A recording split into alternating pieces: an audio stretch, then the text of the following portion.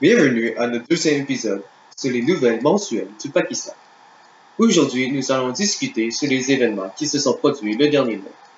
Nous avons un journaliste qui s'est introduit dans ce pays dangereux. Allons l'interroger sur les événements qui se sont produits. Bonjour Max Stenson. Hey John, Nous avons entendu qu'il y a eu beaucoup d'activités terroristes ce dernier temps. Que pouvez-vous nous dire à propos de ce sujet? en effet, il y a eu plusieurs attentats terroristes. Heureusement, certains échecs sont également survenus. Oh, qu'est-ce qui s'est passé? Un élève de 15 ans, Aïdzaz Hassan, a réussi à empêcher un kamikaze de détonner une bombe dans son école. Depuis le 16 janvier, les gens du district de Engou lui rendent hommage. Comment a-t-il réussi à accomplir cet exploit? En allant à son institution scolaire, il a aperçu un kamikaze et il s'est automatiquement rué sur lui. Et ensuite? L'instant suivant, la bombe a détonné et les deux hommes sont morts sur le coup.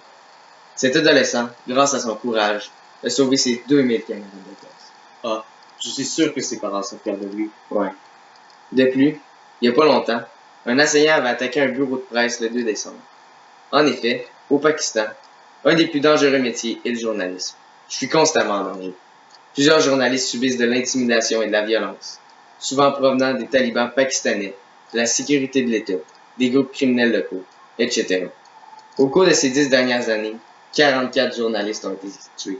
C'est scandaleux. Et c'est ridicule.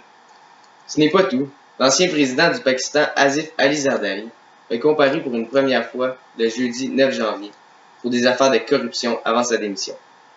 Il est accusé de 5 affaires. Ses chefs d'accusation sont entre autres le népotisme, l'abus du pouvoir et d'avoir obtenu de généreuses rétrocommissions pour divers contrats. Mais nous en apprendrons plus sur son procès dans les prochains jours. Intéressant. Le Pakistan semble être un pays très corrompu. Tu l'as dit. Comment va la santé dans ce pays? Vraiment pas bien.